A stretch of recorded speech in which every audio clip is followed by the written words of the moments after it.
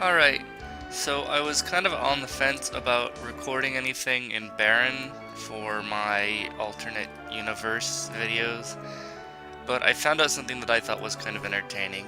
It's a minor thing, but any chance to drop meteors on shit, um, there's nothing really to add story-wise except that I don't know why Palom.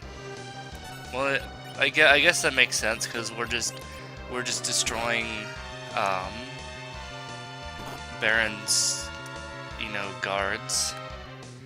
We're just wreaking havoc on the first soldiers we see, you know. So pretty typical. It actually takes a while to cast Meteo while soldiers are slashing the shit out of you.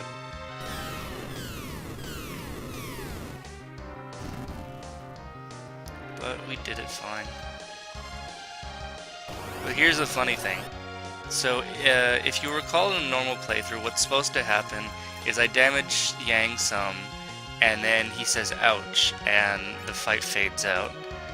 But if I actually deal 9,999 damage to him, well, you'll see what happens.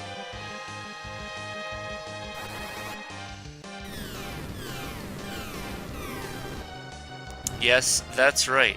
I actually fucking murder him, and then Palom cheers. At this point, I'm not even making anything up. You saw that, right? He fucking killed the guy. Jesus Christ. Anyway, none of this is happening. There's some cutscene stuff. This shouldn't take too long.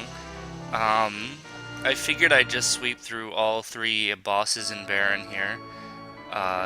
As far as Yang can be considered a boss. And if I ignore everything in the underground waterway, it shouldn't take too long. We can just, actually I can hold down a button here and skip all of that. So we of course had a plot sanction stay at the inn, which means that goal number 1 from here is to murder everybody. Of course, we're running into the completely ordinary level 1 enemies from the beginning of the game. And Yang has a lot of hit points because he joined us at level 48. So that's pretty badass. Let's have these guys die just so we can have less of enemy turns and save some time. Of course, unlike Tella, since Yang is actually a physical fighter, he actually has some respectable hit points. Let's have, just for kicks, let's have Tella cast Blizzaga on himself. I can't get that right, it's Blizzaga is Ice 3. I kept calling it by the wrong term before and completely embarrassed myself. It actually takes 2 hits to kill him. Believe it or not, he has that much hit points.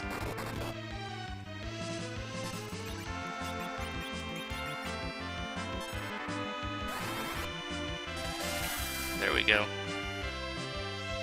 And just to finish things off,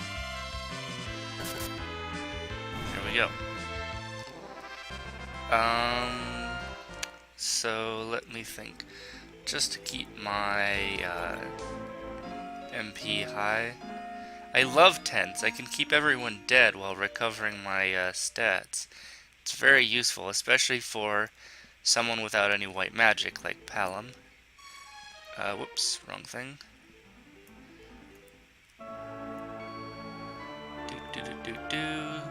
So now we're just gonna go through a lot of rushing through the dungeon. The thing about dungeons is that if you completely ignore everything in them, and just rush through them and run from all encounters, they really don't take very long to get through. But of course, generally you do want to stop and fight things and collect treasure, which draws things out a little bit. Since this is kind of a broken playthrough, I've just been skipping all treasure chests. There really isn't any treasure that you need that badly when your character is at level 50 or so. You know, the extra levels kind of take care of that. Although it is nice to buy some better equipment every once in a while. You know, just so you're taking a little less damage and dealing a little more damage. So we're just gonna rush through this place here. If I could avoid the encounters, oops, I might actually just hold down the speed up button in order to kind of rush past, but then I'll get caught in an encounter and take a bunch of hits while I'm dashing through time. So probably not the best idea. But that's okay because we've only got a couple more rooms to cross here. You can see we're already kind of out of the watery section. It's amazing how fast you can blitz through the game when you're at level 50. I mean, I'm sure that's surprising to everyone.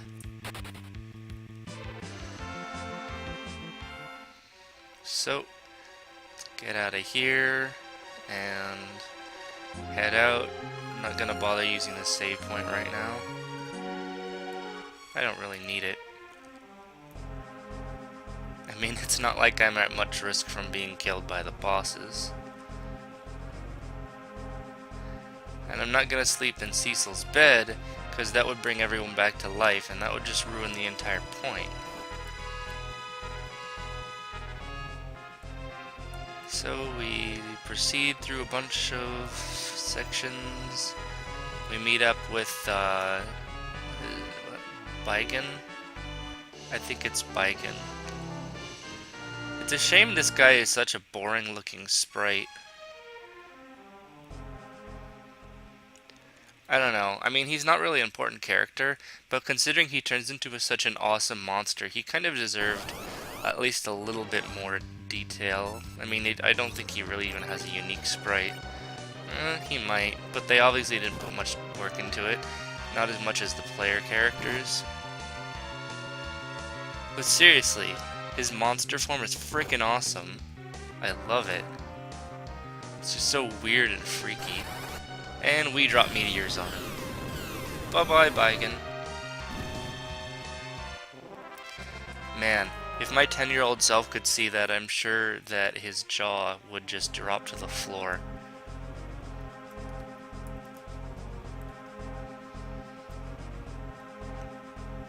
And now...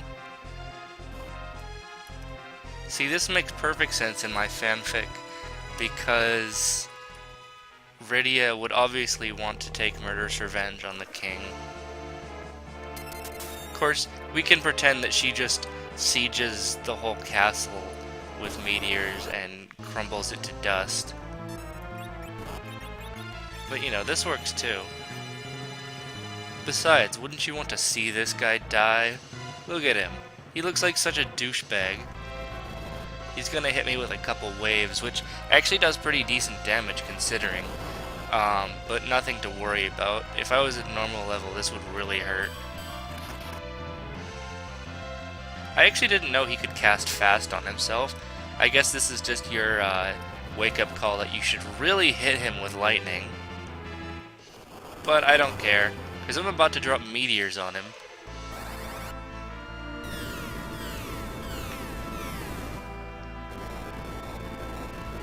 Bye-bye.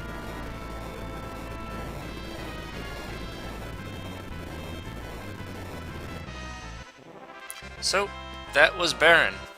Pretty easy. So from here, you know, you don't care what happens, because we've already seen the scene anyway.